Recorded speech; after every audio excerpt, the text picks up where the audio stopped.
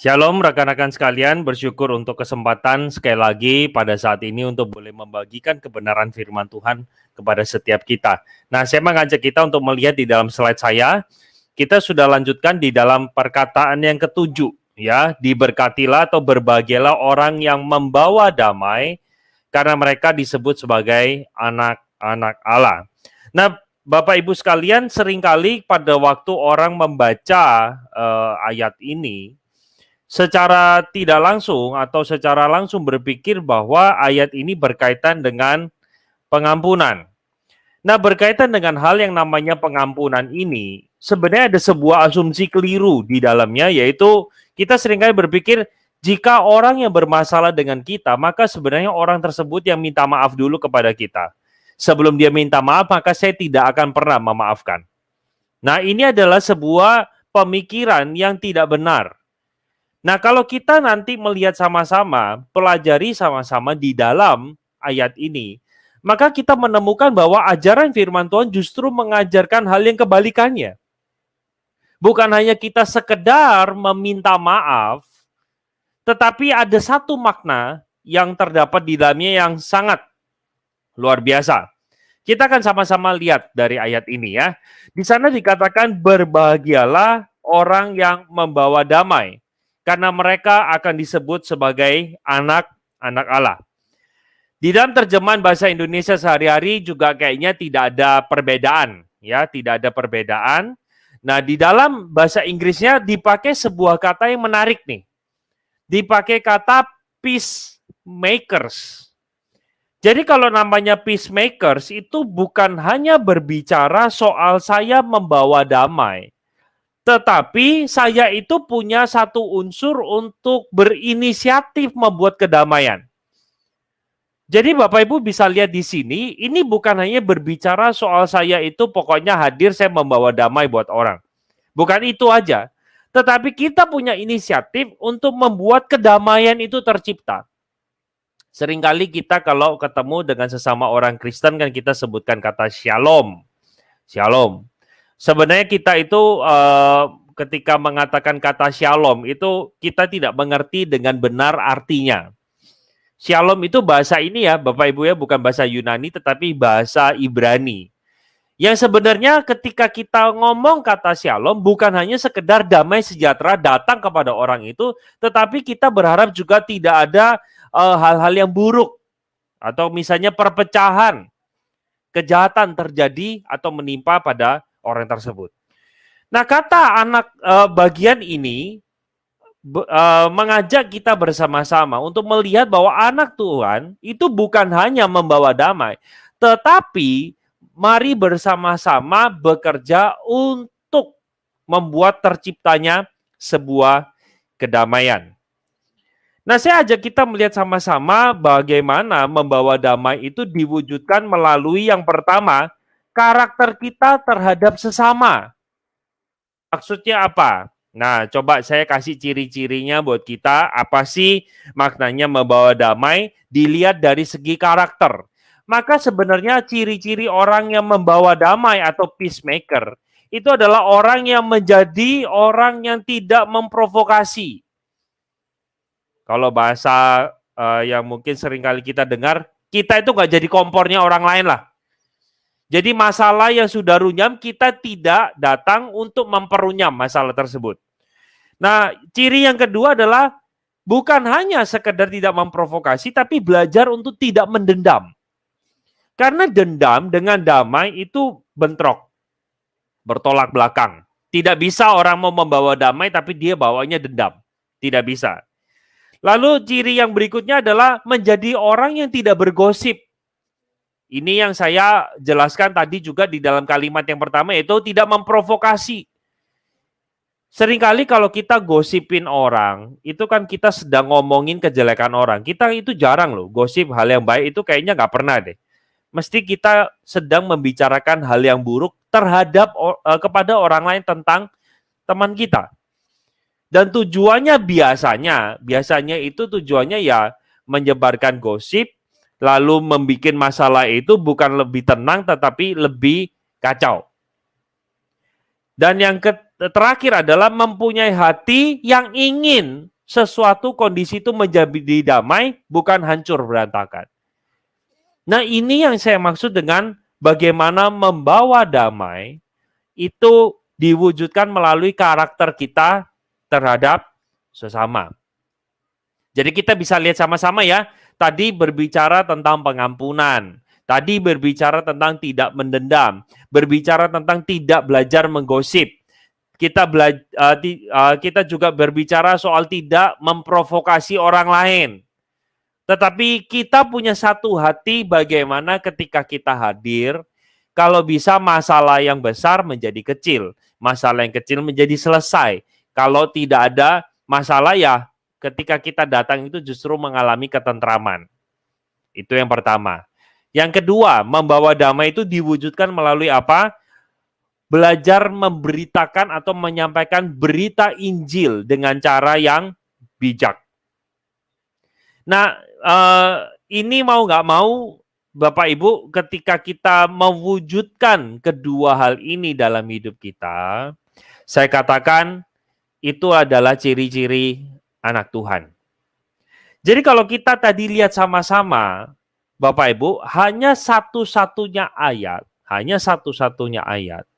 di dalam khotbah 8 ucapan berbahagia, hanya di ayat ini saja Tuhan tidak menjanjikan berkat. Kalau kita misalnya miskin di hadapan Allah, akan empunya kerajaan sorga. Barang siapa yang berduka cita akan dihibur. Barang siapa yang lemah lembut akan memiliki bumi. Semua kita lihat di sana ada berkat yang didapat. Tetapi ketika melakukan bagian ini, seolah-olah tidak ada berkat.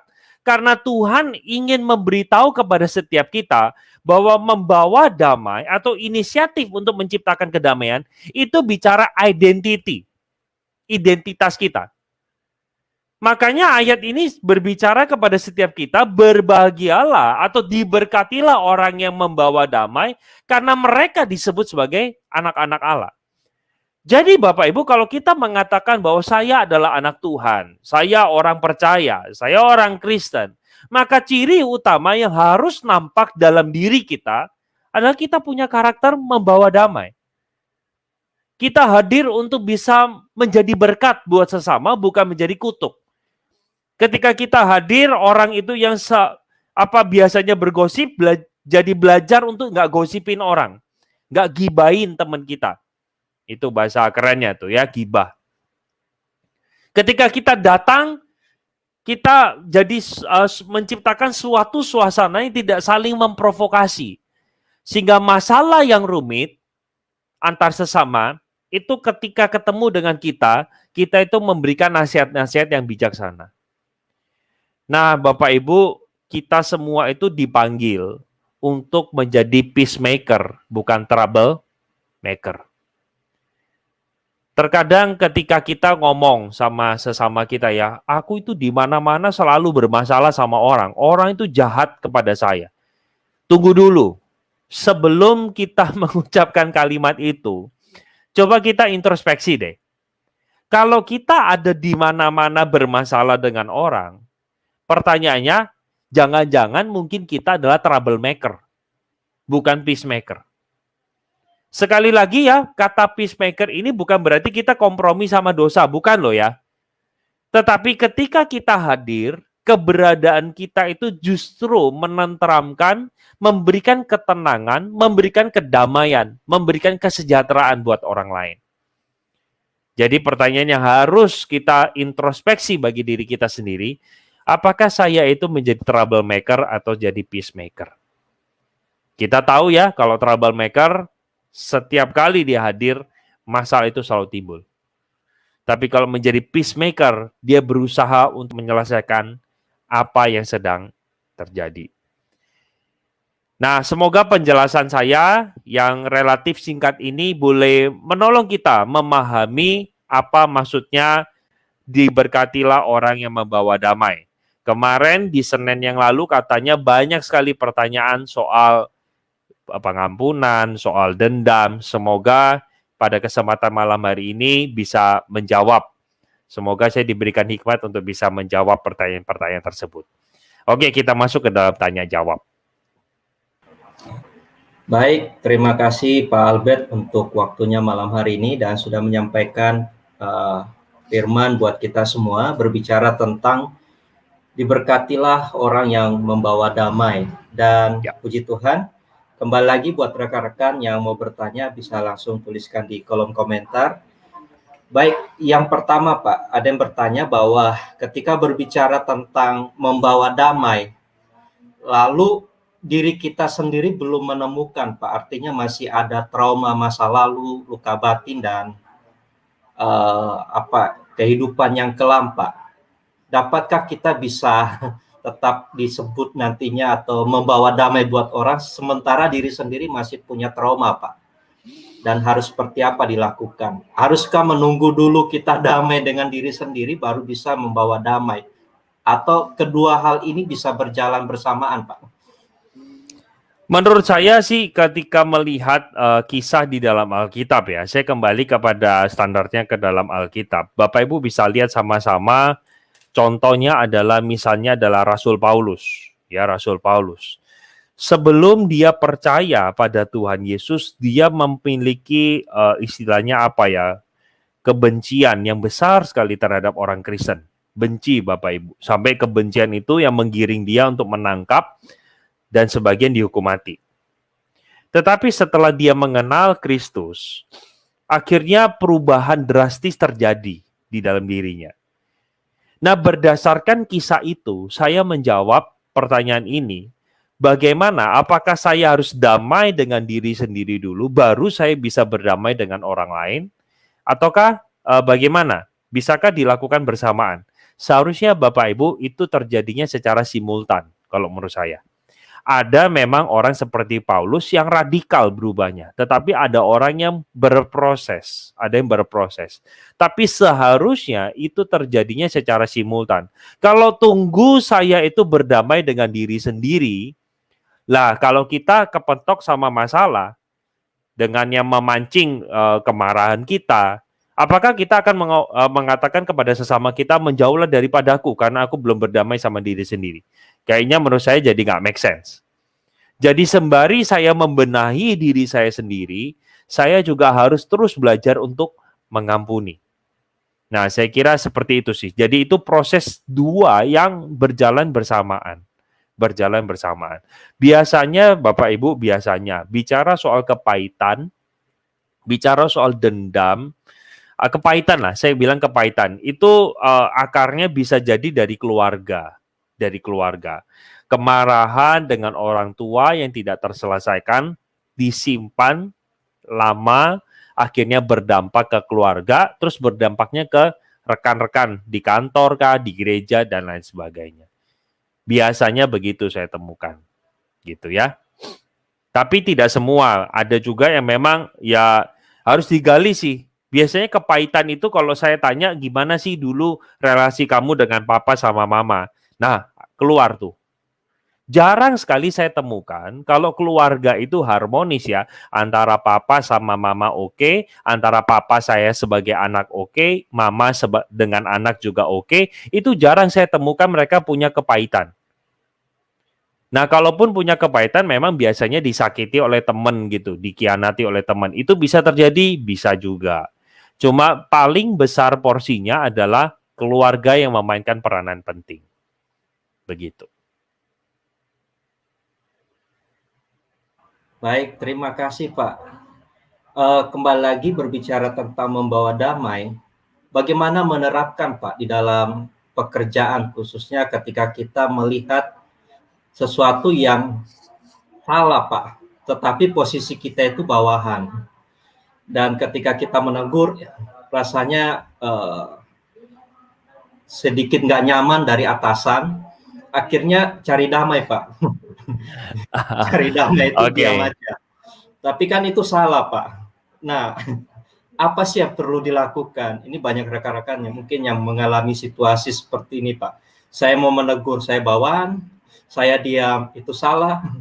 Bahkan satu ketika ada yang bekerja di satu perusahaan, dia tahu pekerjaannya itu salah, tetapi tetap diteruskan. Artinya bahwa ini sudah menipu orang Pak. melaporkan apa yang nggak sesuai, misalnya, tetapi kita tetap harus menjalankan itu. Oke. Jadi ada dua hal sebenarnya. Yang pertama, bagaimana saya itu bisa membawa damai di tengah atasan saya mungkin melakukan hal yang tidak benar. Iya, ini bukan perkara mudah sih ya, Bapak Ibu ya. Tergantung kita harus lihat juga gimana tipe dari pemimpin kita. Adakah celah atau kesempatan untuk kita bisa ngomong begitu. Tapi kalau memang kebanyakan memang bos-bos itu kan dia langsung kasih jarak begitu ya, kasih jarak dengan kita. Saya kira kalau memang kita bermasalah dengan tempat tersebut ya bisa jadi kita mungkin harus gumulkan untuk pindah kerjaan ke tempat yang lain. Bisa jadi ya, bisa jadi. Nggak harus kita putuskannya seperti itu. Tetapi kalau memang tidak ada celah untuk kita bisa menyampaikan apa yang menjadi keluhan atau masukan kepada pimpinan, ya saya kira kita patut pertimbangkan untuk kita meninggalkan tempat tersebut. Tapi kalau memang masih ada cara atau celah kesempatan untuk kita bisa memberitahu, ya kita beritahu dengan cara yang baik tentunya, jangan dengan cara yang kurang ajar, gitu. Nah, terkadang sedikit tips ya buat Bapak Ibu, pada waktu kita menyampaikan sebuah pesan atau nasihat lah kepada sesama kita, paling tidak 3 hal kita harus perhatikan. Pertama, cara kita berbicara. Yang kedua, cara ini berbicara soal penggunaan intonasi, ya penggunaan intonasinya. Karena intonasi itu memainkan peranan penting sekali. Yang kedua, bahasa tubuh kita perhatikan. Dan yang ketiga, isinya. Nah, kebanyakan kita berpikir, asalkan isinya tepat, saya nggak peduli 2 ini. Salah besar. Ternyata di dalam penelitian ilmu komunikasi, Bapak Ibu, isi ini adalah menempati urutan paling bawah. Justru yang paling atas adalah bahasa tubuh dan intonasi. Sebagai contoh ya. Kalau misalnya kita dengar kata ayo makan, saya bilang sama Pak Tony berupa chat ya, Pak Tony ayo makan. Kalimat itu terlihat netral, Bapak Ibu ya, terlihat netral. Itu bahkan justru ajakannya positif. Oh, saya belum makan diajak makan. Tapi perhatikan ketika saya mengucapkan kalimat ini dengan saya berikan intonasi. Pak, ayo makan Pak. Itu sebenarnya bukan ngajak makan, tapi ngajak berantem. Ya, Bapak Ibu lihat ya, menarik sekali. Pada waktu kita mengucapkan kalimat itu, yang sebenarnya secara kontennya, secara isinya itu bagus, baik, berdampak sama orang, tetapi saya bawakannya dengan intonasi yang tidak tepat, orang akan salah tangkap. Ditambah lagi Bapak Ibu, saya mengucapkan kalimat itu sambil tunjuk-tunjuk begini. Nah, kebanyakan kita itu kasih nasihat ke orang, kita merasa bahwa kita ini lebih tinggi dari dia. Itu yang akhirnya membawa kita merasa gini, lu itu bukan nasihatin gua, lu itu guruin gua. Akhirnya di sanalah kita merasa tersinggung. Ini baru ngomong level jabatan yang sejawat ya. Ini apalagi kalau kita bicara dengan atasan. Saya kira ada gestur tertentu yang harus kita bawakan. Misalnya kita permisi, kita kulon nuwun, begitu. Kalau misalnya kita bisa bicara dari hati ke hati, ya lakukanlah itu. Tentunya Bapak Ibu kalau kita bisa mau bicara sebuah hal yang lebih sifatnya private, maka adakah kesempatan kita bisa bersahabat dengan dia? Itu dulu. Karena kalau kita circle-nya makin bukan circle-nya dia, ya kita akan susah masuk. Nah, kalau kita merasa memang di perusahaan itu kita ditekan, kerja keras, gajinya pas-pasan, malah tidak dihargai, ya pertimbangkan untuk kita bisa mencari lahan baru, begitu. Tapi kalau memang kita bisa bertahan dengan segala pressure yang ada, ya jalanilah. Karena memang ya nasib atau istilahnya posisi sebagai karyawan ya memang akhirnya bisa mendapatkan tekanan seperti itu dari bos-bos begitu. Tetapi saya juga ingin mengajak kalau ada yang nonton video ini juga posisinya memiliki jabatan yang cukup tinggi, ayo kita bawa kedamaian juga gitu kepada bawahan. Itu case yang tadi pertanyaan pertama ya. Pertanyaan tadi yang kedua adalah, Pak, bagaimana kalau misalnya tempat pekerjaan saya itu sebenarnya secara Alkitab itu salah begitu. Tidak benar, apa yang saya harus lakukan? Saya kira kita patut pertimbangkan untuk kita keluar Bapak Ibu. Jangan lanjutkan. Kalau kita tahu bisnis yang sedang kita jalankan itu adalah mengandung penipuan, maka saya kira itu bukan prinsip firman Tuhan yang Tuhan mau. Bapak Ibu, saya kasih contoh ya, di dalam Yohanes pasal 2, Yesus itu menyucikan bait Allah. Yohanes pasal 2 ya. Dia pasal, ya, di awal-awal lah, Yesus itu menyucikan bait Allah di dalam Injil Yohanes. Kalau kita lihat sama-sama Bapak Ibu, kenapa sih Tuhan marah di bait Allah? Ini bukan bicara soal nggak boleh jualannya, bukan. Karena kalau nanti Bapak Ibu nangkapnya, karena jualan di gereja, nanti ujung-ujungnya gereja tidak boleh jual CD khotbah, ya itu karena bentuk praktek jualan, nggak boleh jualan buku. Bukan itu poinnya. Bapak Ibu, kenapa Yesus itu marah? Karena orang-orang Farisi dan ahli Taurat itu membuat sistem di sana yang mencekik jemaat yang datang. Jadi begini Bapak Ibu, misalnya di dalam perayaan Paskah mereka harus membawa seekor kurban, hewan kurban. Bayangkan, Yerusalem itu kan kalau di peta itu di selatan. Orang yang dari utara bawa misalnya kambing atau domba untuk dikurbankan. Misalnya dia bawa begitu ya, bawanya bagus-bagus gitu. Tetapi petinggi-petinggi zaman itu, misalnya ahli Taurat dan orang Farisi, sudah kerjasama dengan penjual ternak di sana. Dan dibikin supaya kualifikasinya tidak memenuhi standar. Kebayang ya? Jadi, pada waktu orang yang dari utara bawa ternaknya ke Yerusalem, langsung dibilang begini, aduh, ini hewanmu tidak memenuhi standar. Kalau kamu tidak bawa sesuai dengan standar, Tuhan marah. Tuhan akan hukum kamu. Loh, terus solusinya apa? Ya belilah di tempat kami hewan. Ya udah, berapa harganya? Ternyata misalnya kalau dia bawa kurban sendiri, itu harga pasarannya misalnya 200 dinar. Ternyata dijualnya 20.000 dinar. Kamu mau nggak? Loh, kok mahal sekali? Loh, jangan lupa, ada setoran juga buat orang Farisi dan ahli Taurat. Loh, saya ini punya lapak ini juga karena harus bayar mereka. Nah, paham ya? Terjadi praktek yang seperti itu. Dan ahli-ahli Taurat dan orang Farisi menjadi menghambat sebenarnya. Orang-orang yang datang untuk beribadah, untuk berdoa, akhirnya dihambat karena soal urusan duit. Di sanalah akhirnya Yesus marah dan membalikan meja. Begitu. Jadi ketika kita misalnya tahu nih, kita menjadi salah satu orang Farisi atau ahli Taurat, saya kira itu kita sedang menjalankan bisnis yang keliru. Nah, kalau kita tahu Bapak Ibu bahwa ada bisnis yang kita jalankan memang secara produk, secara barang itu sungguh merugikan orang, cepet tinggalin deh. Kita mungkin yang kerja di investasi bodong, kita sudah tahu itu investasi bodong atau investasi yang berbahaya. Segera akui, segera cari lahan baru. Karena saya kira itu juga bukan menjadi kehendak Tuhan. Kurang lebih seperti itu, semoga bisa menjawab. Terima kasih Pak Albert. Ini merupakan pertanyaan terakhir Pak. Tapi ada satu pokok doa yang kami akan tampilkan terlebih dulu Pak. Dari Bapak Vintakai.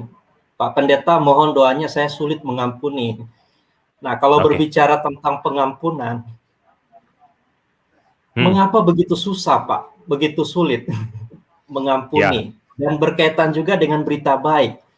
Kalau orang belum bisa mengampuni, bagaimana bisa menyampaikan berita baik, kabar baik buat orang juga, Pak? Bukankah kedua hal itu saling berkaitan, Pak, satu sama lain? Betul.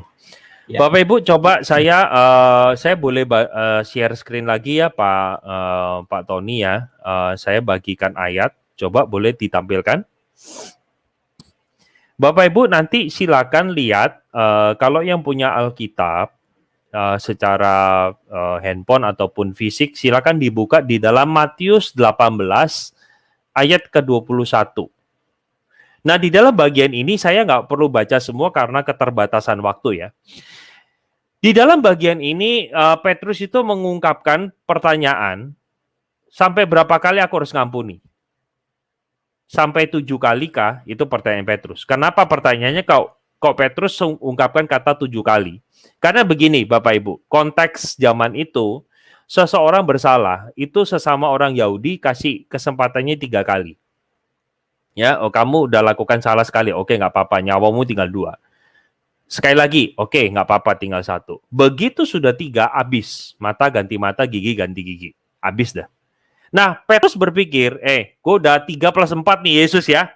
Guru, aku sudah 3 plus 4. Di bayangan Petrus, pasti aku dipuji. Ternyata Tuhan Yesus kamu bilang apa? Bukan 7 kali, tetapi 70 kali 7 kali. Atau bisa diartikan 70 kali 7 atau 77. Tetapi ini bukan bicara angka sebenarnya, Bapak Ibu. Tetapi ini berbicara bahwa Tuhan mengajak supaya kita itu punya gaya hidup yang mengampuni. Pengampunan itu menjadi ciri khas kita. Begitu. Lalu Yesus memberikan perumpamaan. Kita tahu ya, langsung saya highlight aja, saya nggak usah baca semua bagian ini. Ada 2 hamba, 2 macam hamba. Yang hamba pertama hutang 10.000 talenta, hamba yang kedua utangnya utangnya cuma 100 dinar. Ya, utangnya cuma 100 dinar. Bapak Ibu lihat begini ya. Apa bedanya 10.000 talenta dengan 100 dinar? Coba tunggu. Saya lihat dulu. Benar, 100 dinar ya. Kita lihat di ayat 28, di sini 100 dinar. Nah, jadi apa bedanya 10.000 talenta dengan 100 dinar? Perhatikan perkataan saya. Ini memang agak sedikit matematika, tapi coba saya pelan-pelan ya. 1 talenta itu 6.000 dinar. 1 talenta 6.000 dinar. Kalau 10.000 talenta, berapa dinar? 60 juta dinar. Upah kerja 1 hari itu 1 dinar. Berarti kita bisa lihat ya, utang hamba pertama dengan raja itu 60 juta dinar. Utang hamba kedua terhadap hamba pertama itu 100 dinar. Kita berikan kalkulasi secara hitungan hari ya. Berarti hamba pertama mau membayar hutang itu kepada raja, dia harus bayar dalam 60 juta hari. Sementara orang yang kedua terhadap hamba pertama cuma bayar dengan 100 hari. 100 hari itu sama dengan 3 bulan 10 hari. Tapi di dalam bagian itu dikatakan terhadap hamba yang pertama ini, raja berbelas kasihan. Tetapi setelah dia mendapatkan belas kasihan, yang akhirnya terjadi, hamba pertama mencekik hamba kedua. Akhirnya perumpamaan selesai. Di mana hamba pertama itu dihukum. Pertanyaan saya begini, Bapak Ibu. Raja itu siapa? Raja itu tentunya adalah analogi dari Tuhan sendiri. Bagaimana hamba pertama itu sebenarnya saudara dan saya. Kita ini utang sama Tuhan Bapak Ibu, 10.000 talenta itu kita nggak bisa bayar. Sampai Yesus harus mati di atas kayu salib untuk menebus dosa setiap kita. Pertanyaannya, hamba kedua itu siapa? Hamba kedua itu adalah orang-orang, semua orang yang menyakiti, melukai hati kita. Yang mungkin keberadaan hamba kedua ini adalah membunuh keluarga kita, yang menyebabkan kita bangkrut, yang menyebabkan kita ketipu duitnya, yang menyebabkan kita kehilangan pekerjaan, yang menyebabkan kita jadi sakit parah. Apapun itu, Alkitab menggambarkan dia utangnya cuma 100 dinar. Bapak Ibu, kalau ditanya, bagaimana sih Pak saya itu bisa mengampuni? Saya harus katakan, mau tidak mau, kita sendiri harus berjumpa dengan Kristus secara pribadi, Bapak Ibu. Kita itu siapa sih di hadapan Tuhan? Tuhan itu lihat kita itu enak loh, Bapak Ibu. Kita seringkali mendefinisikan dosa itu hanya berbuat jahat. Tidak. Dosa itu di mata Tuhan, apapun yang tidak sesuai dengan keinginan dia, itu adalah dosa. Jadi kalau Bapak Ibu bilang begini, saya nggak pernah bunuh, saya nggak pernah nipu, saya nggak pernah curi, berarti saya tidak berdosa. Salah besar. Bapak Ibu tahu harus baca Alkitab, nggak baca Alkitab, itu dosa. Bapak Ibu tahu harus mengatakan kebenaran, tapi kita ngomong sesuatu yang kita plesetin bukan bohong loh ya. Kita sembunyikan, itu dosa. Kita tahu itu baik, kita tahu itu benar, tapi kita tidak lakukan, itu dosa. Artinya pengertian dosa luas sekali. Dan kesalehan kita aja, Bapak Ibu, di mata Tuhan kayak kain kotor. Nah, dosa kita kayak apa? Begitu. Artinya betapa enaknya, betapa menjijikkannya kita itu di hadapan Tuhan. Tuhan bahkan tidak perlu loh selamatkan kita, dan Tuhan tidak wajib selamatkan kita. Nah, ketika berbicara soal yang namanya melepaskan pengampunan, saya mau tidak mau Bapak Ibu, saya harus mengajak kita bersama-sama coba renungkan kisah salib Yesus. Betapa dia itu mau mati buat saudara dan saya. Siapa sih kita itu sampai dia harus mati menebus kita? Nah, itulah yang menjadi modal bagi kita untuk bisa mengampuni orang yang bersalah sangat besar kepada setiap kita. Saya lupa di Amerika itu ada satu kisah sebenarnya, Bapak Ibu ya, kisah nyata ini. Jadi seorang wanita yang akhirnya malam-malam itu kalau nggak salah mengalami kecelakaan, dan kecelakaan ini disebabkan karena ada orang yang mabuk. Kecelakaan ini sampai membuat muka dia terbakar semua. Wanita loh ya, wanita. Jadi di dalam acara Oprah Winfrey Show kalau tidak salah, diwawancara wanita ini. Dan wanita ini mengatakan, aku itu melepaskan pengampunan terhadap pemuda yang mabuk-mabukan dan menyebabkan mukaku sampai seperti ini. Bapak Ibu, ketika itu ditayangkan di Oprah Winfrey Show, mama dari pemuda yang mabuk-mabukan ini sampai menangis, sampai dia mengatakan bahwa aku itu tidak layak untuk mendapatkan itu. Tolong hukum saya saja. Nah, pemudi yang mukanya terbakar ini, kenapa kok dia bisa sampai lakukan itu? Kok dia bisa mengampuni? Jawabannya kembali bagaimana hatinya dia sudah dijamah oleh Yesus. Saya lupa itu namanya siapa. Tapi saya pernah melihat kisah itu. Bapak Ibu, kita juga adalah orang-orang yang sebenarnya di mata Tuhan itu kita berutang 10.000 talenta yang kita nggak mungkin pernah bisa bayar kok. Sama sekali tidak pernah bisa bayar. Sudah mau bayar dengan kebaikan macam apa sih? Utang kita di hadapan Tuhan 10.000 talenta. Nah, sementara utang sesama kita itu adalah 100 dinar. Tapi saya paham, tanpa mengecilkan artinya, memang mengampuni itu tidak mudah. Tapi yuk kita belajar sama-sama, minta kekuatan dari Tuhan. Minta kekuatan dari Tuhan. Saya kira saya cuma bisa menjelaskan seperti itu. Terima kasih Pak, ini ada komentar disampaikan di Facebook. Selamat malam, saya pribadi suka dengan penjelasan Pak Pendeta. Tetapi kenapa sering manusia atau orang saya sulit melakukannya? Memang seperti yang sudah disampaikan Pak Albert, perlu menyangkal diri sebenarnya. Menyangkal diri dan pikul salib. Makanya Bapak Ibu, ketika ada orang ikut Yesus, Yesus mengatakan kalau engkau mau ikut aku, sangkal diri, pikul salib, dan ikut aku. Nah, memang itu perjuangan terus Bapak Ibu ya, perjuangan terus. Bapak Ibu coba ingat ya, di dalam doa Bapa kami. Di dalam ajaran doa Bapa kami yang Yesus ungkapkan, itu sebenarnya kita ada mengajukan 3 permintaan di sana. Apa? Berilah makanan kami. Berarti bicara daily life kita, kebutuhan hidup. Yang kedua bicara soal ampunilah kami akan kesalahan kami, seperti kami juga mengampuni orang yang bersalah kepada kami. Yang ketiga, jangan bawa kami ke dalam pencobaan. Banyak dari kita hafal doa Bapa kami, ya. Tapi coba deh, nah ini sekali lagi share screen deh ya. Sebentar ya, saya buka lagi Alkitabnya. Sebentar. Nah coba kita lihat lagi Bapak Ibu ya. Seringkali soalnya kita hafal doa Bapa kami, tapi kita nggak hafal itu. Boleh tolong? Nah coba kita lihat di dalam Matius pasal yang ke-6, Bapak Ibu ya. Pasal yang ke-6, ayatnya yang ke-14. Nah, kita kan cuma hafal sampai ayat 13 kan? Karena engkaulah yang punya kerajaan dan kuasa kemuliaan sampai selama-lamanya. Ayat 14 loh, kita seringkali lupa hafal. Karena jikalau kamu mengampuni kesalahan orang, Bapamu yang di surga mengampuni kamu juga.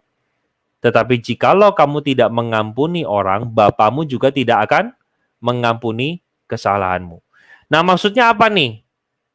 Bagian ini apakah kalau saya mengampuni baru Bapak ngampuni, berarti kan karena perbuatan baik dong keselamatan.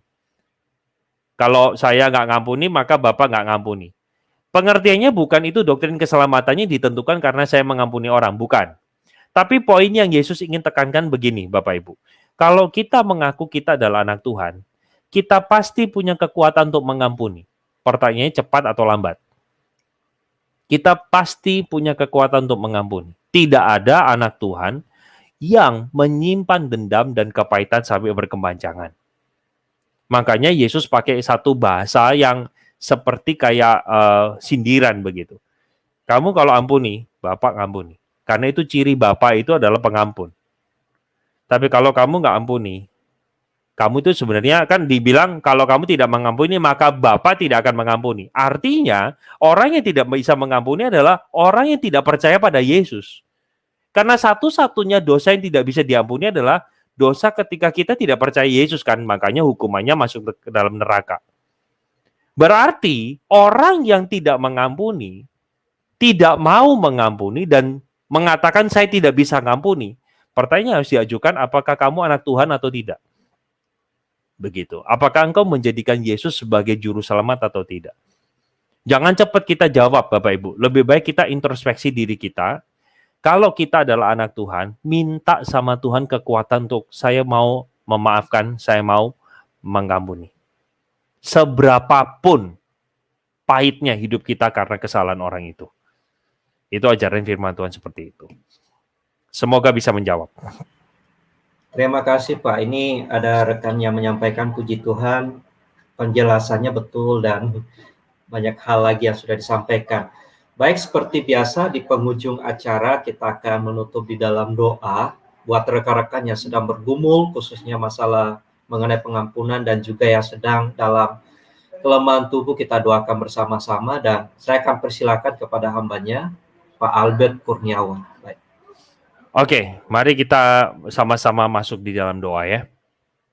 Bapa dalam kerajaan sorga, kami sekali lagi hari ini diingatkan betapa kami juga bergumul dan berjuang untuk bisa mengampuni.